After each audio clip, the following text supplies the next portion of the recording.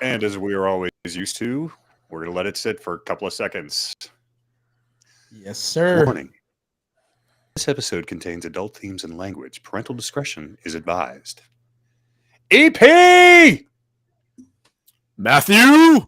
Mandalay Bay is sold out. Wednesday, it'll be over 100 degrees with 0% humidity. Horrible corporate dry fit polos are folded and ready to travel. Boxes of swag are en route. Washed up 90s rappers have booked headline gigs. And just like that, Black Hat is back. The Stugotz is strong. My name is Ben Stevenson. We're going to get to you. No one can ever tell Marco to calm down, but we're going to get there. For some of you that are here, you hopefully know me by now from PM73 Media or perhaps the Insecurity Podcast, or maybe you've seen me digging through the crates at a record store trying to find something that nobody heard of, but it makes me laugh. If you don't know him already, you got to get to know him by now. EP, tell the people who you are. I am a man that has just arrived on the last outrigger from Honolulu, Waikiki. From the 2 sheets that I was in the wind from last night, I used those to get here, and I literally just rolled up to the LAX harbor. Nice to be here. I want the people to know what our man did. I mean, he has been on an airplane for who knows how many hours, and then on another airplane for a shorter trip, then got in a car to drive just so he could be here for this thing. So, EP, the work that you do, the respect. It's for that man right there. Yes. I appreciate you, sir. That being said, we are going to debut. This is a bit of a spin-off of Fake Accident Theater, but we're going to list the debut of Reading, Not Rapping. I offer you this. Money. What you need to just get by. Money, honey. Ain't it funny? Money, people want to die. It seems without money, people cry, people will lie.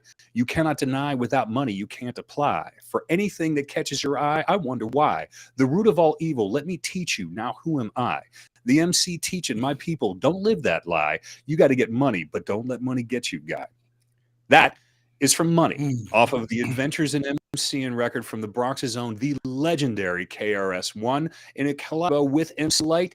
Don't sleep on MC Light because she is a Jedi. Stipulate standard question. What the hell are we even talking about? We're going to get there. Speaking of legends from the BX, we are super stoked to welcome Marco Figueroa to PM73 Media on LinkedIn Live. He is the head of product at BreachQuest. Previous lives, nearly 20 years in security at companies. You may have heard of some of these, like, I don't know, SentinelOne, Intel, McAfee, Booz Allen Hamilton, PepsiCo, Mercedes-Benz, and hosted the spectacular video podcast, Hack Chat. Marco, we've been chasing this for a while. Welcome to PM73 Media on LinkedIn Live. Welcome, Marco. I'm happy to be here. Thank you, EP. Yes. I am ready to go. I love the title, Get Rich in Cybersecurity or Die Trying. Yes, sir. Let's do this. It's not something that we talk about a lot. So, but it is something that has been your passion, not in like a cheesy way about, everybody got to go get that paper. But it's let's start though early. Let's talk about young Marco. How does a nice boy from the streets of the Bronx end up looking out over the beautiful Puerto Rican landscape into the Caribbean? And Matt, correct me if I'm wrong. Is this our first guest this is an international live stream? Like, I think this is our international first post, dude. Right? Yes. That's what I'm talking about. Look, he's in a mansion up on a hill, checking out this view of sea to signing. I'm mildly embarrassed. I got to tell you, Puerto Rico is actually part of the United States. Yeah, but come on, man. He's out of the Commonwealth. It is considered international, though. Like, if you try to order something, it is considered like international. But let me get to your question. Growing up in the mean streets of the Bronx, my whole goal when I, was living in the BX was I need to get the fuck out. This ain't going to be my life. I need to get out the hood or die trying or study my ass off so I can get out of the hood. And that was my whole focus and goal was I'm going to study harder than anyone. I'm going to put in the work. And I am going to get out of here. And that was the motivation behind it. I just, they say you're a product of who you're around as well as what you're about, right? And when I was in the Bronx, I'm like, nah, man, this I don't want to go to a store and I have to look over my shoulder all the time. And that was like motivation. I'm like, this shit, all this hard work has to pay off. I'm tripling down on myself because if I put in the work, it will come. And this was at the time where cybersecurity wasn't an industry. But I was like, I'm gonna get into the game somehow, some way. And I got in, and once I had one foot in the door, I was like, I'm good. I'm gonna just outwork everyone. And I think And for look at me, you a lot now. of people, You got hey, Conti, you got Conti and Satan looking over your shoulder now. You've done some yeah. incredible things. So Man. yeah, I appreciate that. And one of the big things is like when you work hard, and you fall in love with something, the money will follow because people pay talent. They don't just pay people just to come on board. And I think a lot of people get that like messed up. Well, and so we're going to be crafting a lot of this around KRS-One. One, Mhm. because he's from the Bronx. Two, because he's a genius. And three, because I think this kind of applies. So I'm going to drop a couple more lyrics on. Please forgive me as I read, not rap. Okay, I'm going to get this money really all day, but not to the point where I'm going the wrong way. I'm going to put my money down on rides and all that, hook up the house so me and my spouse can fall back, investing my knowledge way beyond college, write books and fly hooks in my cottage. This is also kind of the era where you were coming up. So, there's a lot going on Yeah. for, just for all of the young people in your neighborhood, whether it was music, entertainment, some things that are probably not quite as legal as we want to do. What about young you? Like, who were you when you were making a decision? You've got your motivation to get out. Were you a nerd? Were you a jock? Were you in theater? I Were you think doing a yeah, I was a jock, right? I played baseball. I was very good at baseball. And I think that's where I learned what discipline is, right? For me, everything in life has to do with discipline. So when I was younger, when I was 13, 14, 15 years old, I used to like go out into the back and like just hit by myself and do everything by myself. No one had to tell me, hey, you got to go practice. So every day I used to practice and develop my skills. And I was like an all-star throughout my youth and got invited to play at like Canada and travel teams. And then I got like a scholarship for Rockland Community College. So I played JUCO. I was thinking I was gonna go like pro, right? But what then position you play? Yeah. second and third. Nice. I was third And base I was going to batted be my guess. lefty. So I tried Oh, out for wow. like Kansas City, Detroit, and I now know as I've gotten older the formula to like get drafted and do all those things. So it's discipline, man. I would say it's discipline, and that kept me out of trouble because I had a lot of friends that you know left baseball and they got into trouble, whether it was robbing or stealing. Or I had one of my best friends, his brother did like 23 years in the pen, right? And he lived across the That's street from serious. me. Yeah. So you're a product of your environment, but if you have if you have the discipline and you don't allow like influencers in your life that's going to steer you in a fucked up way, you're going to be good. What about positive influences though? Talk to me about like, was it like a baseball mogul? Was it somebody, maybe it was a family member, maybe it was a baseball legend or somebody I who grew think up it's because that's where I want to be. I think in my youth it was my dad, but my dad didn't play shit sports. He was just he had swagger. His swagger was on a different level. And one of the things I think that I'm happy I had my father was he put positivity in my life. I hardly ever saw him upset. It was always like laughing and joking and interacting with family or stuff like that. So it was, you know, it was that positivity and just knowing where I wanted to go. Like I knew like you can't fuck around and be in the pros.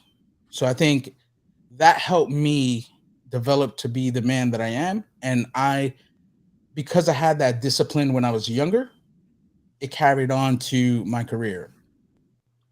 So talk to me about your career, because I'm going to play off of Jordan's rules. Let's go Marco's rules. Uh-huh. Here you are, Uh-huh. young kid, gonna break out. You're gonna Mhm. write a book, man. Not literally, but you're gonna write the book. I'm gonna get into tech. There had to be somebody, one of the kids in the Yeah. street, one of the guys you ran with, that said, "You're not gonna be able to do that, man. No way, fool. You're not gonna be able to do Yes. that." And you made that the energy for you to say, "Oh yeah, watch me. I'm gonna roll." So did you have a story like that?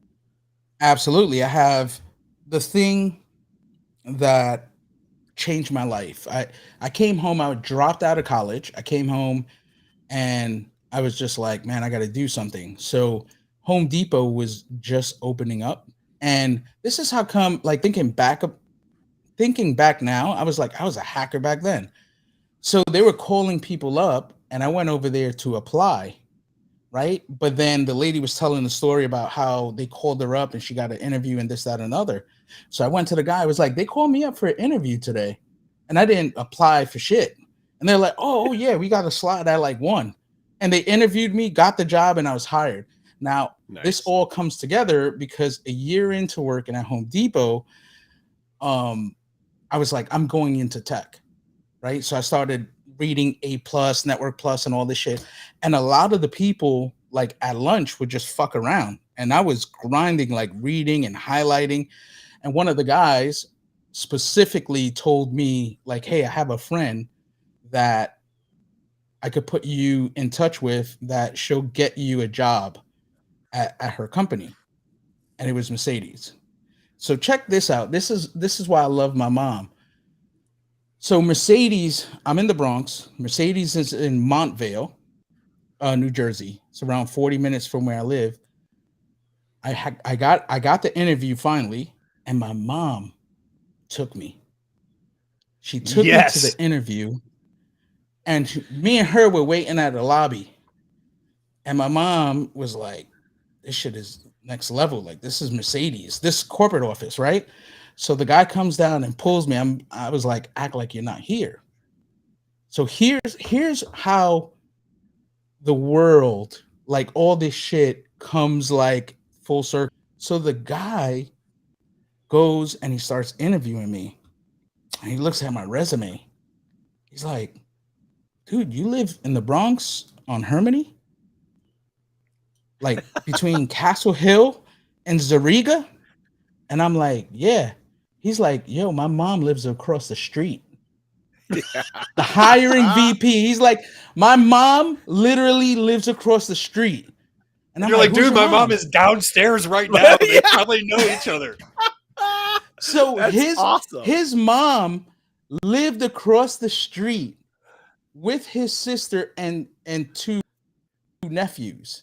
I got the spot right. He was like, bro, you're here. This is a sign. I gotta hire you. Yeah. So I got hired right there then. And I started the following Monday. And now, you know, if people that live in the city, like they don't usually have like driver's license until they're like 25, 30. So I didn't have shit. So I was like, how the hell am I going to get to work?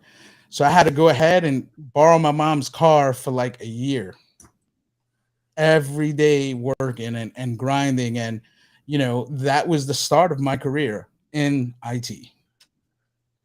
So you did, you worked with, we named the companies here. Yes, I actually speak for a living. Sorry about that. Mm-hmm. You know, going from a company like Mercedes-Benz, brand name global icon, to another one, PepsiCo, brand name global icon. But then you make the move into cybersecurity. You go from doing cybersecurity to, you know, Booz Allen Hamilton. Okay, they just defend countries, among other things that they do. What's the change in that when you go from using it to making it and being involved in it like that?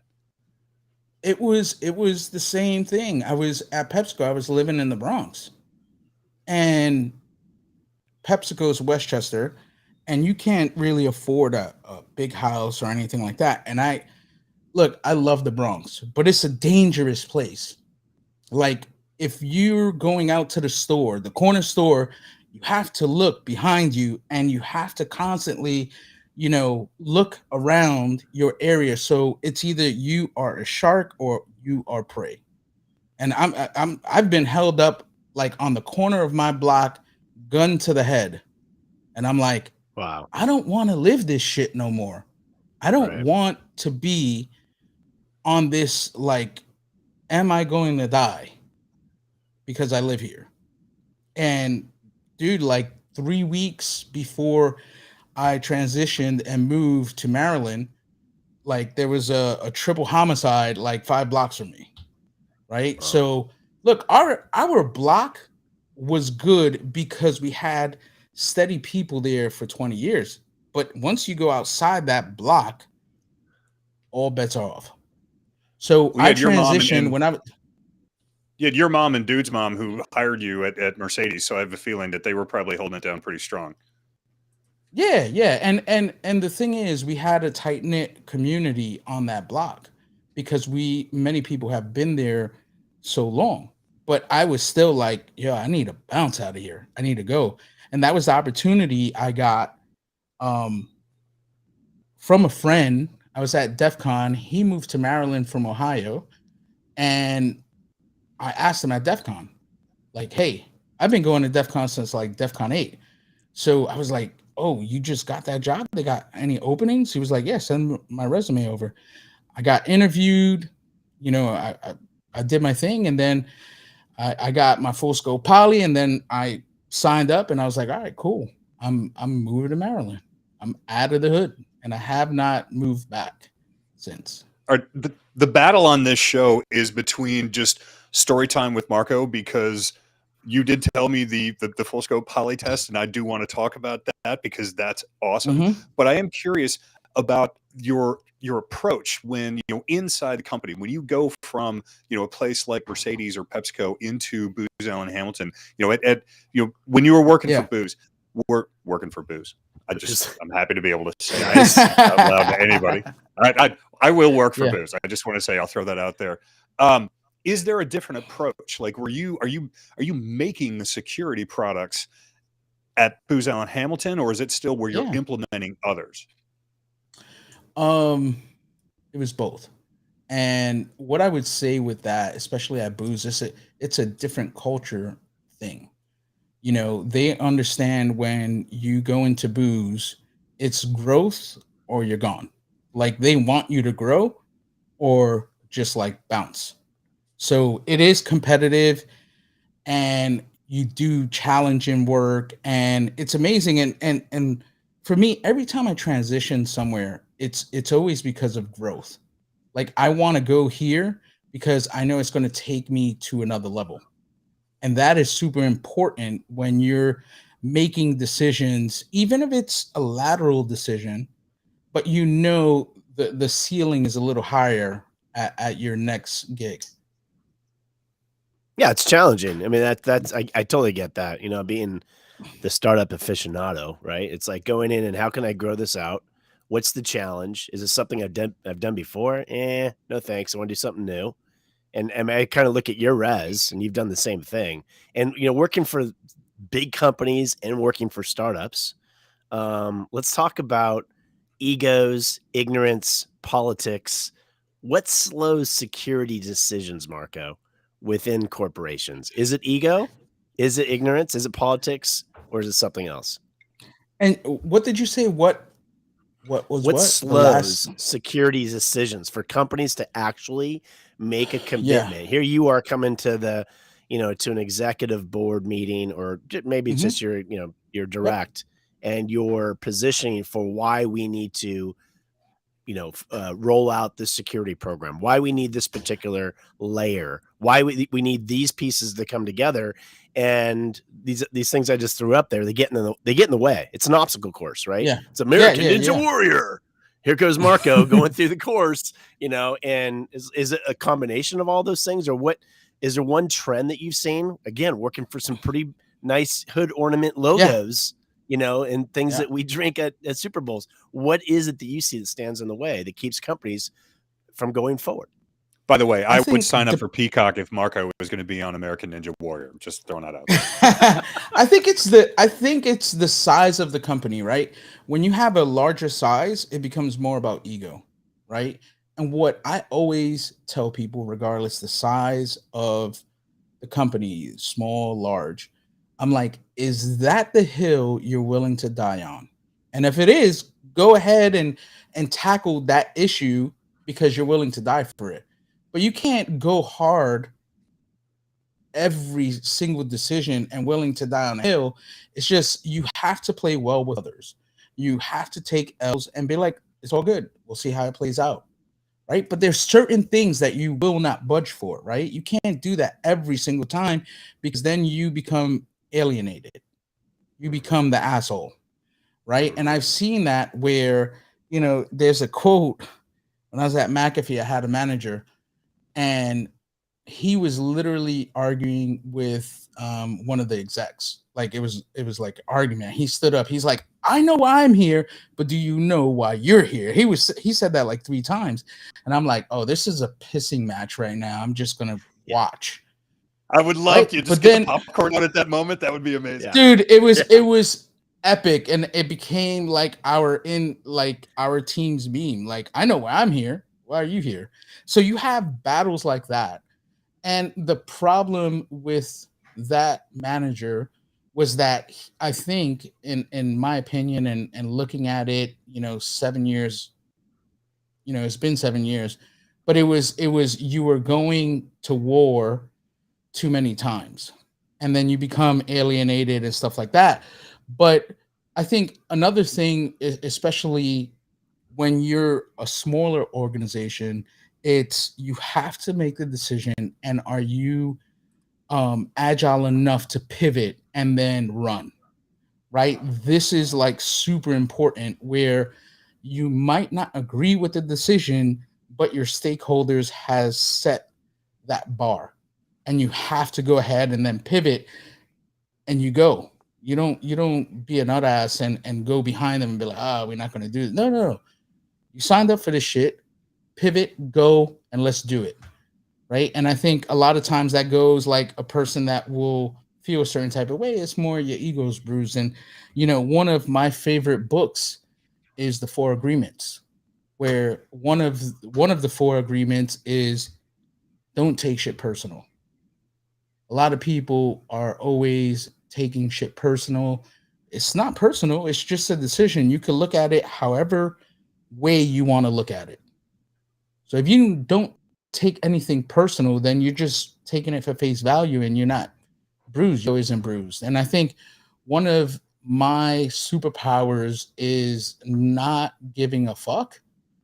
And I learned that with a friend through childhood, but not giving a fuck and just saying, okay, cool. You throwing gang signs up, Matt? It's the fuckometer. This is what I know. Yeah, we're channeling a little risky business with your I thought you was doing like, gang signs up there now. I know we had somebody do that a couple of episodes ago, and it was like, that's a terrible idea. That's what they do in Orlando. That's what they do in Orlando, Marco. Yeah. Go for it. Here in Altamont Springs, it's a little different vibe. They wear collared shirts and khaki pants. It's not nearly as exciting. I think also, though, we did get the name of your biography just from what you were saying. Is like, don't be a nut ass. You signed up for that shit. We're gonna hold on to that one. We're come back around at least for a blog title. But good question coming in from Dave in a car phone in Kentucky, and he's gonna hang up and listen. As you talk about this, being able to read and react and evolve. Even going back to the pissing contest that you're talking about, Dave's question is, how much of your career has been planned progression versus seized opportunities? That's not right place, right time. That's like you're seeing something that's happening and you can jump on it. When you see that type of pissing match, is that an opportunity, or is that when you realize, nope, time to go? I was already looking to do something else. This is not the place. I think internally, if you're having those conversations, you should always be ready. One, but if you're having that internal dialogue, if like this place is for me or not, then that's already the hint that you need that it's time to start moving on. Like, period. If you're having that internal conversation, it's time to go. And it's really time to look for a better opportunity. Like, I wouldn't say, oh, I'm going to stay here just for the money, where you can really look at it and say, okay, I'm not happy here, and to me happiness is everything. What am I going to do that's going to make me happy? And you could transition to another team, or you could transition to another company.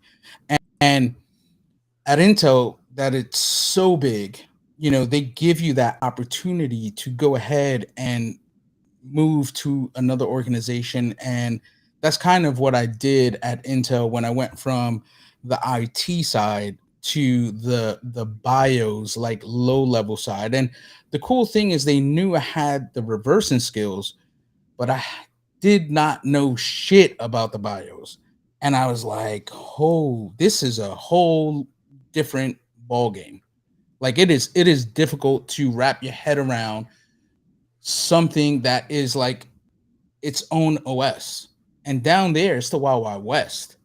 Like, if threat actors were to look into it, you will see a lot of companies that provide BIOS, like I'm trying to think, Asus.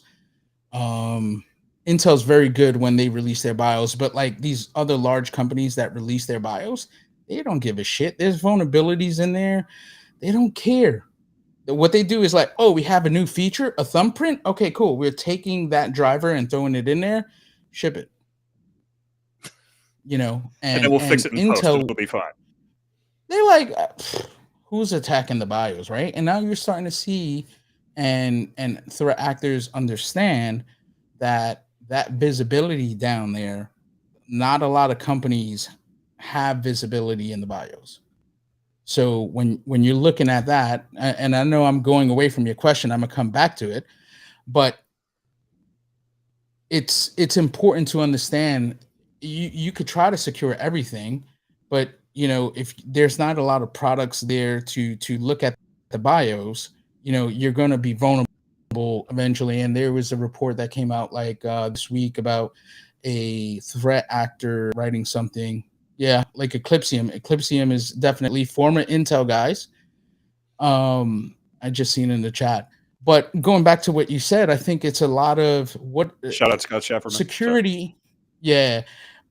Security is so huge, and there's opportunities everywhere, right? If you're qualified for something, the opportunity will be there. And even if you're like doing risk assessment and you're like, I want to do threat intelligence, you could take 4 courses, do some programming, and shift over and potentially get a job in like 8 months doing threat intel.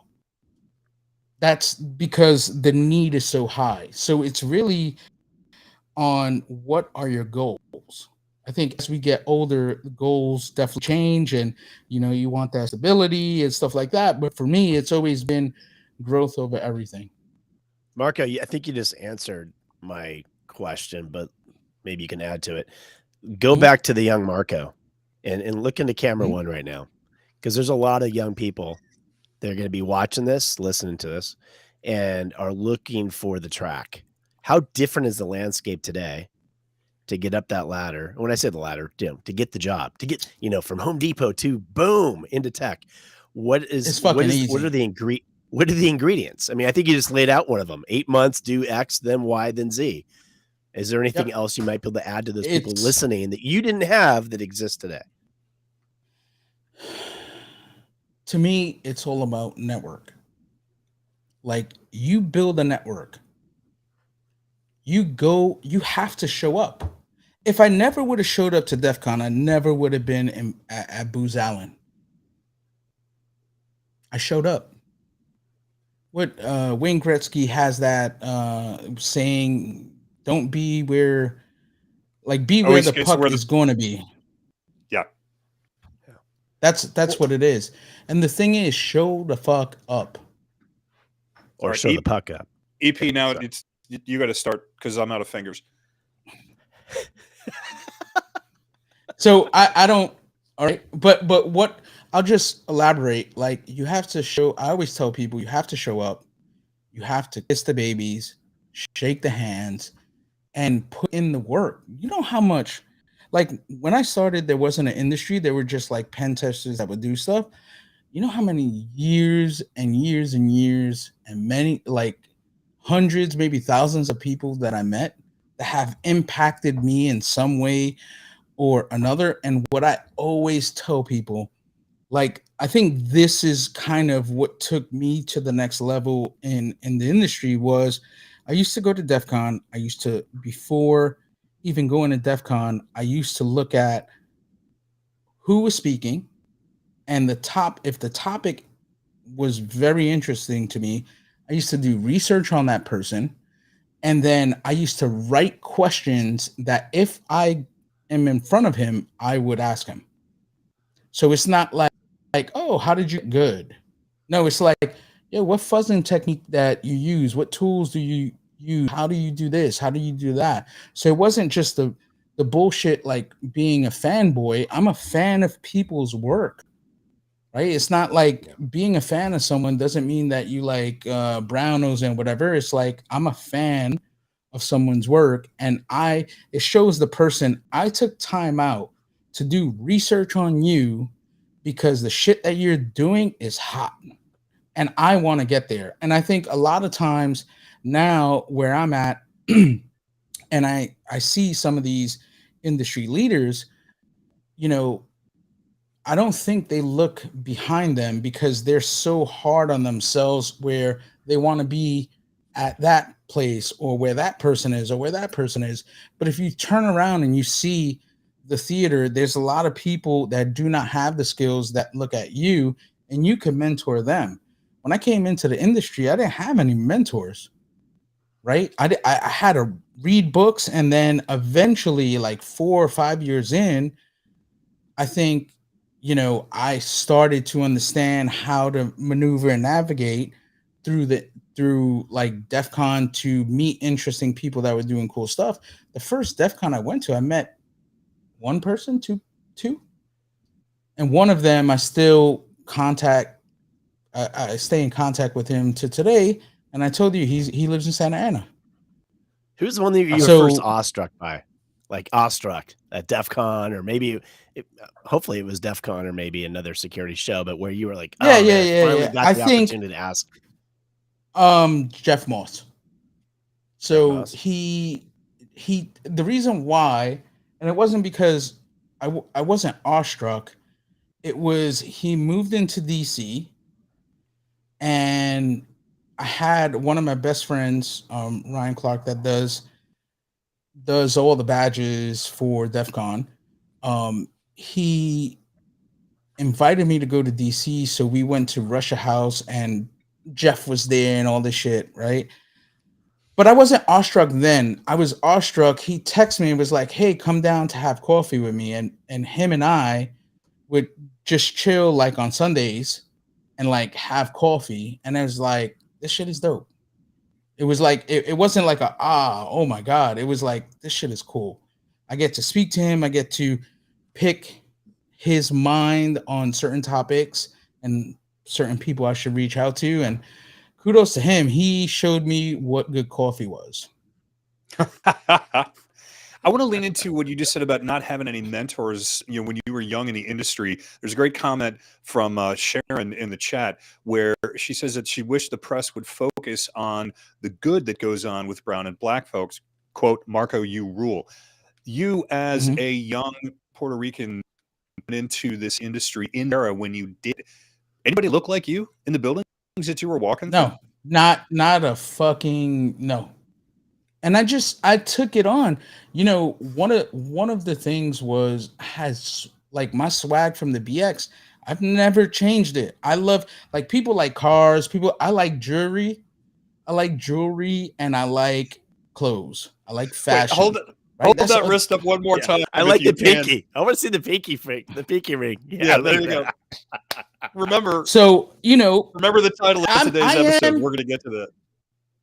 Yeah, I mean, for me, I am who I am. I'm not going to change. When you had people at these conferences that stink, they don't dress up. Oh, I don't care about that. I just care about hacking. I'm like, nah, bro. Like, I want to have deodorant and I want to have those colognes, and I would always put on fresh to death. I used to be bless like, you. I'm fresh to death with no bullets left, right? And that was my motto. That's, I think, in a way, I stuck out because it's like, you look like different. You're different. Yeah. You know what I mean? You comb Marco, your there's a hair. reason You why don't everybody stink. gives out mints.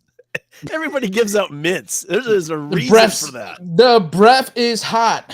So, it was the fucks that I gave on what people were thinking about me. Like, why? There's been many times like, why you dressed up so fly? I was like, because I'm that dude.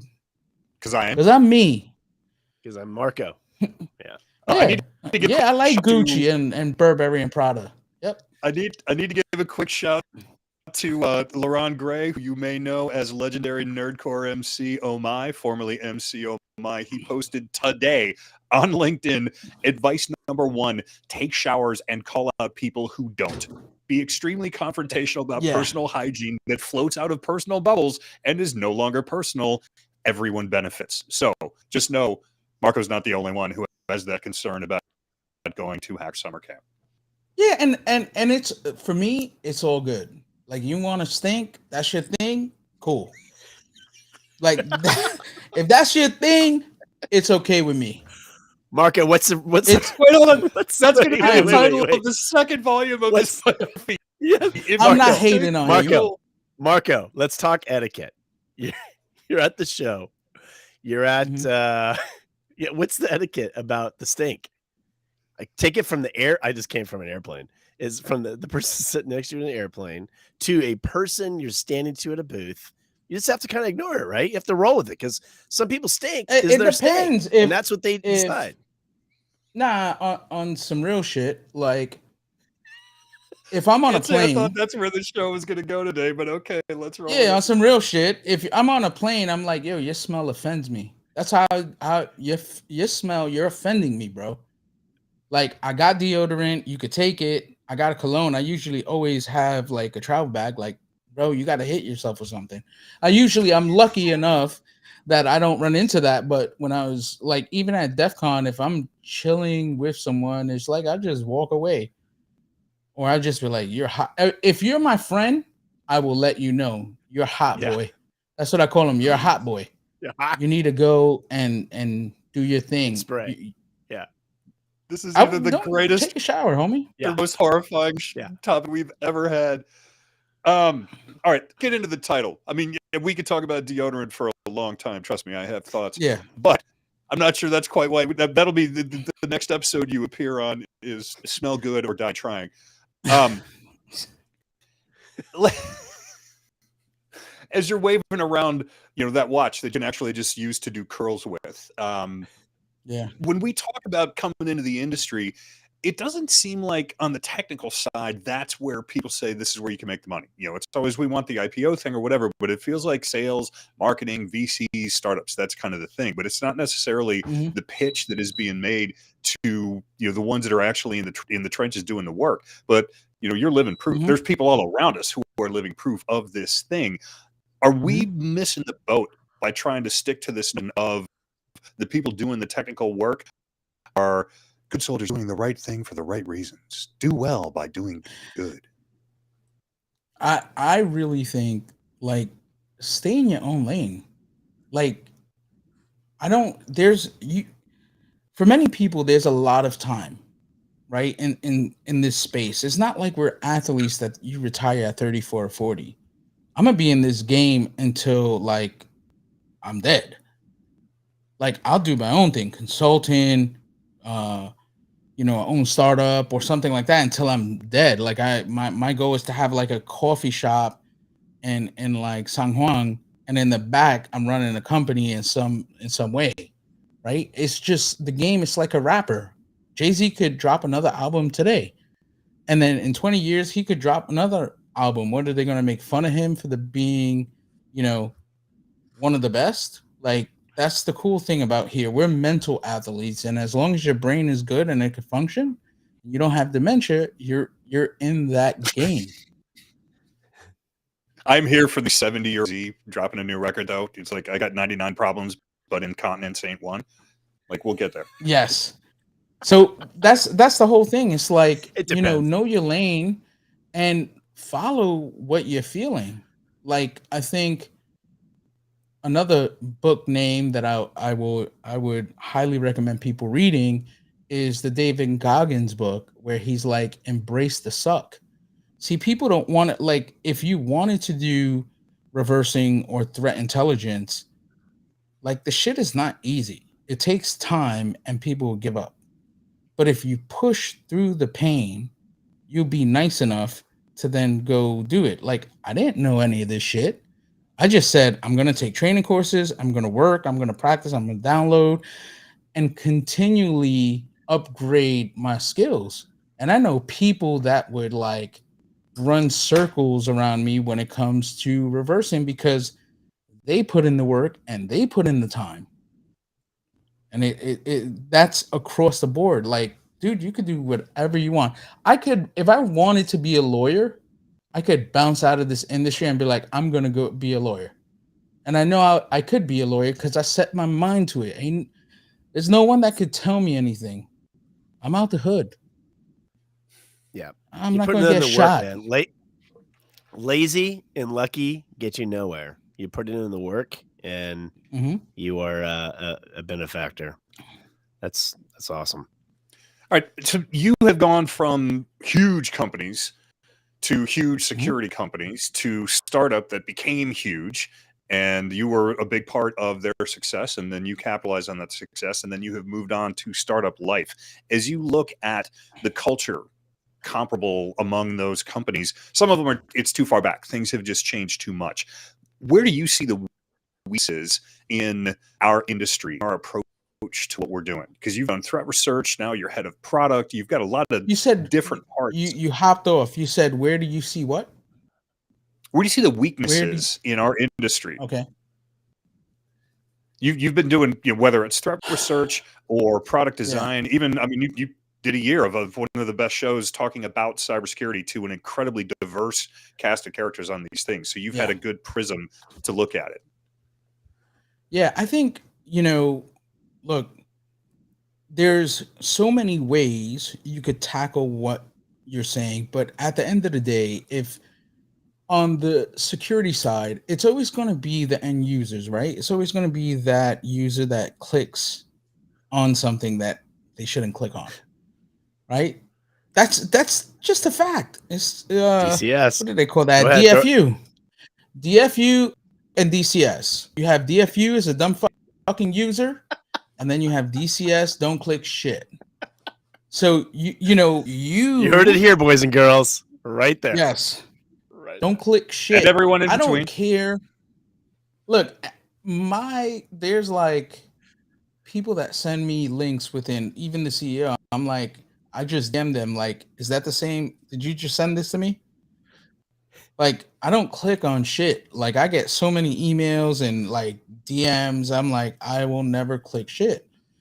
And when it comes down to it, you always are going to have that end user that clicks on things. You're going to be compromised, and there's always going to be the latest techniques, and people are concentrating because even the bad guys, they're getting paper, they're getting money, right? So you have to look at that. And I would highly recommend looking at the Conti blog at BreachQuest. If you just put BreachQuest Conti, you'll see what a crime syndicate looks like. It looks like a normal startup. It's a startup corporate company, but they are unicorns because they are successful on breaching people, because they click on shit, they get in, they compromise the network, and then it's like, they hold them for ransom and they get paid. on the flip side, you could easily say, fucking Microsoft. I'm going to point to Microsoft and they're doing a shitty job. It is what it is. They're not doing a shitty job. You got shitty programmers, right?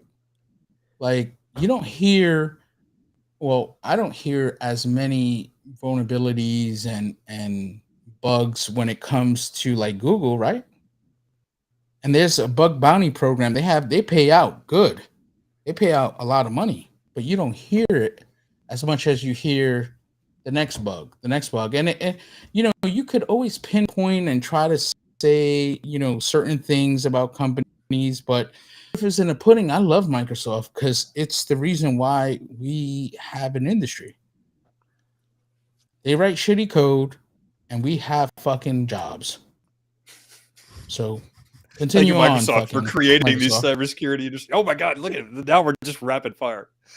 So to that point, and now that I made that joke, it knocked the question out of my head. Oh no, to what you're saying though about the users, I've had the good fortune to do a few different types of shows with CISOs and founders, and I have heard a lot of, I won't say pushback, but it's almost like they're coming around on the idea that people aren't the problem. So to hear you say that, juxtaposed with who I've spoken with recently, is really interesting.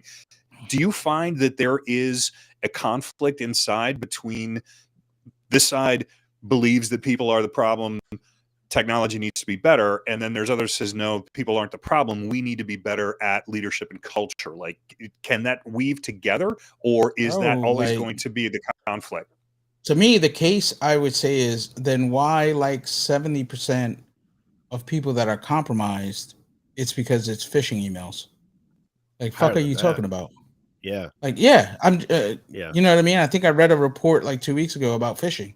So it's like, how can you not say that the people are the problem? What I would say is the education that you're providing your employees is the problem. So I would provide education on like, don't click shit. That would be the title. Don't click shit. Like, you know what I mean? So you could put, yeah, it's what I'm saying is, like, at the end of the day, of course, you have to harden your systems and everything's in the cloud and this, that, and the other. But what I'm really saying is you still have the end user that is going to click on stuff, or you have a system admin that isn't trained and has stuff misconfigured. So he is the end user. It's just he's setting something up that he has, he might leave something open that could be compromised. And it's like, back in the day, it's like, it would never happen to me.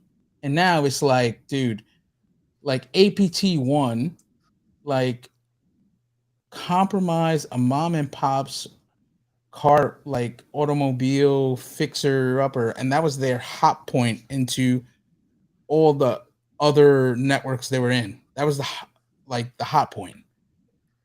So yeah, people could say that, but those are my thoughts. Now when we do the roundtable episode, that's going to be, I think, a really interesting part of it is, who thinks what. One of the questions is going to be like, what's the key thing? And there are so many different things. It's like finding the Venn diagram of, well, then what do we boil it down to? Who's doing the right thing that actually addresses all of these things the best way? There's no silver bullet. That's horribly cliche. I'm going to count that as my one dumb thing. All right. This is probably the most important question that we're going to have, and you need to solve the universe's problems in the next 2 minutes. Who's the best MC out of New York? Definitely Jay-Z. And if you want to go via boroughs, in Brooklyn, Jay-Z. Queens, I would say 50 Cent. Bronx, I would say Big Pun Fat Joe.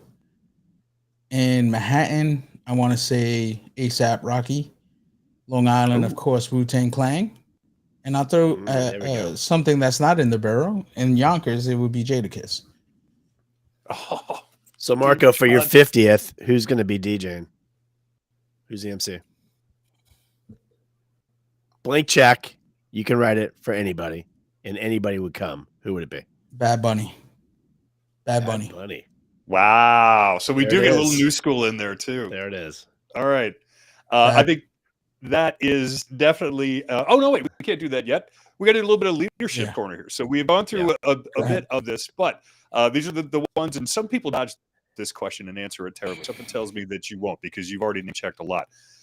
What is on your playlist right now? You've already gone through some amazing books from incredible authors.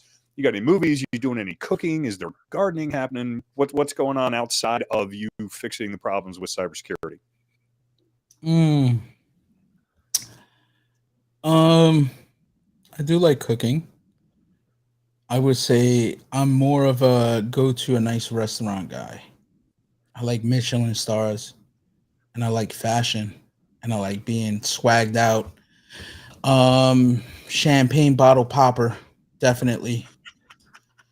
I like tasting champagne. Ace of Spades. Yeah, I don't cheat. Our guy is not your Occasionally. standard. This is not the standard dude you see coming out of the sock that smells bad at DEF CON. I told you we were going to do something different today. Yeah, I like Vogue Klitsch. I would say that would be my favorite. But yeah, I mean, I like enjoying myself. I think, it's all about experiences. So I try to have different experiences. And, one thing that I'm starting to soak up is in Puerto Rico, there's a lot of beaches, right? And people thousands of dollars to come here to spend a week. And I live 5 minutes from a beach. So, sometimes I just go with an iPad and jot stuff down, or I like going to hotels that give you that service, that luxury service. So I would say it's that. Where are you taking Matt and I to lunch? And then what are you making? And then what are you making for dinner? Like, I want to know what the local hot spot is. Like, it's the staple meal. Oh lunch. yeah, give a shout. And then what are you making us in the crib there for your dinner? Because you love to cook. I tell you this, I would definitely not give you local food because I'm bougie like that. I'm just gonna be honest. Like, I could take you and we'll get like a like in between like breakfast and lunch type shit, but I'm good. I want that little champagne bottle and some high end food. I like eating stuff that I've never tasted. So now, I will say, go there. When Marco did the podcast, when he did he was on a pod earlier this year with me on PM73 Media. I was stuck in my office here. We had another guest who was stuck in his house in DC. Marco was at a beautiful oceanside patio bar, and yeah, it looked delightful compared to where we were. Yeah. So on the flip side, what would I cook you?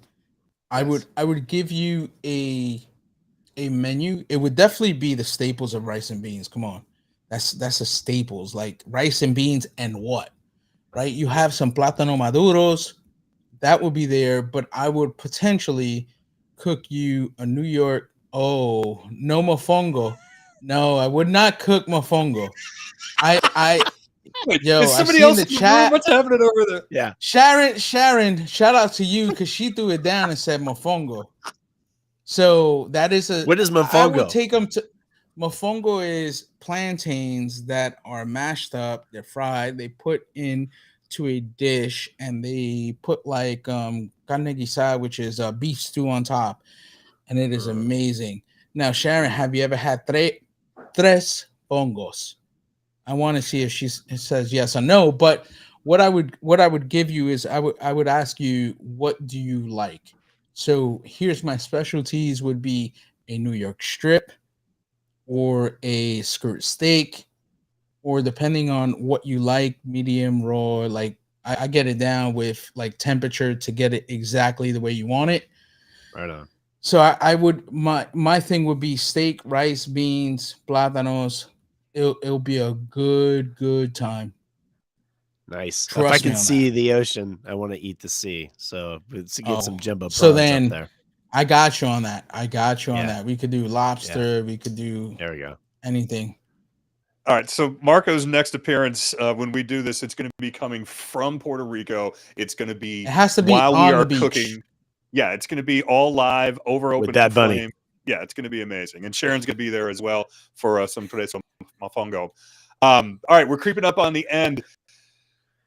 Yes. EP, I cut you off last time. You got to go fast, man. I'll go epic? fast, man. And you know, I love it because Marco threw a McAfee in there from back in the day.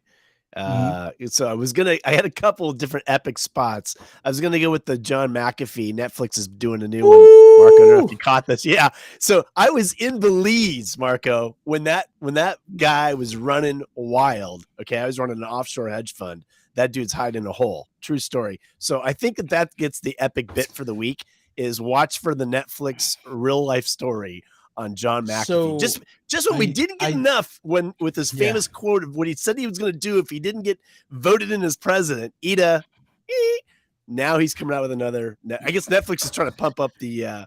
They got to get the next one after Stranger Things. Wait, did you just bleep yourself after we got 19 fucks in a single episode? All right, that's fair. Yeah. So one of the things I like seen this yesterday, and I posted it up on a DM that I had, and I was like, funny thing is, he went to DEF CON, right? And he was like, I'm doing an after party at the stripper club. So there was like 50 former McAfee employees that went there, and my man came out in a chair with 4 dudes carrying him. And let's just say that dude was sniffing lines of coke off of the strippers. Yeah, the chair's actually made out of cocaine. Shocking. All right. Yeah, it was calling it. LinkedIn's going to cancel us. We're not going to be allowed. Yes. Marco, shameless plugs. People looking for you, people looking for BreachQuest, live events, anything you're up to. How can they find you? How can they find things you think are cool? Yeah, you can follow me, at Marco Figueroa on LinkedIn, I believe, and as well as Marco Figueroa on Twitter. Go and follow BreachQuest for the latest and greatest updates on LinkedIn. Man, I'm so happy that you guys invited me. And EP, I give you so much props because I know you're tired. So thank you for allowing me to be in your presence, sir. And I'm always grateful. I'm always thankful. It's always positivity over everything, man. Because there's a lot of like fucked up shit that's going on always, but you could always reflect that someone has it more fucked up than you. And that's the way I look at it. Like shit happens and it's like, I'm pretty sure, shit is worse for someone else. So I'm lucky to be in this industry and get to chat with folks like you. And I appreciate you, Matt and EP. Let's do this again. I definitely want to do a round table debate. That would be some good like shit. You have like 10 people on here, and you have everyone's on mute, and it's like everybody raises up. So I appreciate your time and the platform. Me being on your platform, I appreciate it, and hopefully, someone out there can be inspired by what we've discussed. And look, if I could do it when, I went into college, I had a grade reading level. So if I could do this shit, anyone could do it. Anyone could do it. Literally, when I was in college, I took remedial reading and math for an entire year. I was that behind. Luckily, my skill at baseball allowed me to stay in the school. But what I'm trying to explain to you is like, if I could do it and you just got to put in the work, like, don't fucking give up on the grind. Continue to grind. Continue to be happy and continue to follow Matt and EP on these Friday 12 o'clock calls, brother. Cue the Frankie Sinatra. Yeah, I did it my way. Marco's way. All right. Do follow Marco on all these things. As you can see, he just speaks the truth, and he's put in the work. He's just done incredible amounts of time and energy, but he's also amazingly generous with his time with us today and some other things that we've been talking about. So make sure you check him out. Also, that's it. I'm exhausted. EP folks looking for you. Where can they find you? For all managed cybersecurity needs, silversky.com, Preston at silversky.com. And for everything else in the world of social media, you guys can follow me at Epic Starts with EP. Epic Starts with EP. And don't sleep on his TikTok dancing. Man, this one's going to be hard to follow up, but we're going to keep putting in the work. You can find us at sorry, what did I really just do that live on camera? Good job by me. At PM73 Media on the socials, as well as here in LinkedIn. Also, make sure you check out the podcast. My name is Matt Stevenson. You can find me at PacMatt73 across all the things too. We're going to be at Black Hat. I'm going to be there. EP is going to be there. Marco, you decide if you're going yet? I'm trying. Maybe I'm on the fence, but I think I might be there. I might. Well, are you guys doing something live? We'll let you know about that. But that Marco will. Marco is there if somebody smells good. That would be the easiest way. If not, let him hit Trust me on that. Trust me on that. I got the best cologne in the game. Oh, here we go. Creed. How about this? Let me hook you up. Buy Creed. If you go to Black Hat, we'll do something live. Yes. Aventus Creed. We'll do some sniff tests. We'll get you a sniff test with Marco. Listen. If you got some paper on you, if you got extra income on you, don't cheat yourself of Aventus Creed. All right. I can't think of a better close. I cannot think it's of a close. It's done. You can't say anything. Go and buy yourself an Aventus cream, or Aventus cream, as well as Aventus Creed. So they have the cream so you could smell your hands are smelling good. Go ahead and do that. When you go to Amazon and look that cologne up, you're going to be shocked. But trust me, it will pay dividends when you go into a room. When you command the room through just a scent. That's the best. That's the best way I could finish that off. Aventus Creed. Pinky ring. Put up the pinky ring. Let's see the pinkies. And we're out. Nope. Take care, guys. Can't do any better than that.